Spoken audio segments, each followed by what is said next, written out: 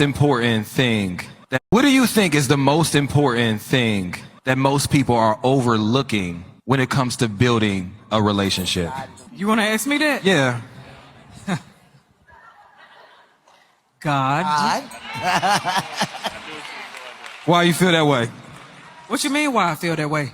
I'm not for the listener, not for me. Songs of Songs, Ephesians, 1 Peter, 1 Corinthians. The Bible itself is the foundation. Christ itself is the foundation.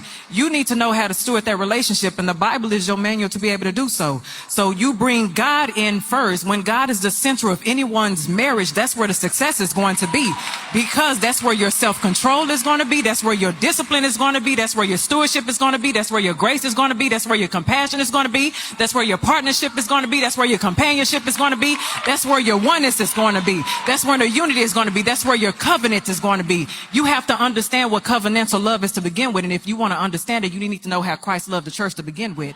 That's the foundation. So if you want to talk about how we're going to build a home, Jehovah Jireh, Jehovah Rapha, Jehovah Nisi, Jehovah Jabor, El Shaddai.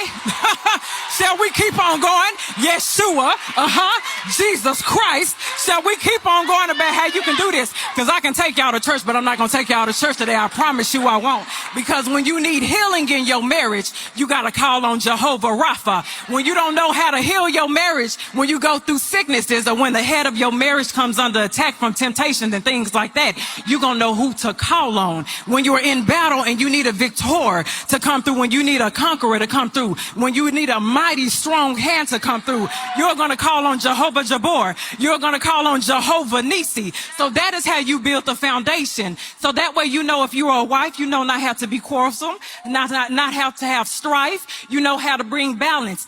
As a man, you know how to serve, because Jesus Christ was a servant. So if y'all want to know how to build your home, put Christ in the center of your home, and I guarantee you that's how the marriages were successful. Now, judging by the way you looking at me, I don't know if you're a believer, but even if you're not a believer, I'll take you to church if I want to. Because even if you're not a believer, guess what? For the people who not my believer, you wouldn't be here had it not have been for Christ. Had it not have been for the blood that was shed on Calvary for your salvation to begin with. It was the blood on Calvary that was your salvation to begin with. You wouldn't be here if it wasn't for him. So therefore, you won't have a relationship if it ain't for him. So therefore, you won't have a relationship if it wasn't for him. So therefore, you won't have a relationship.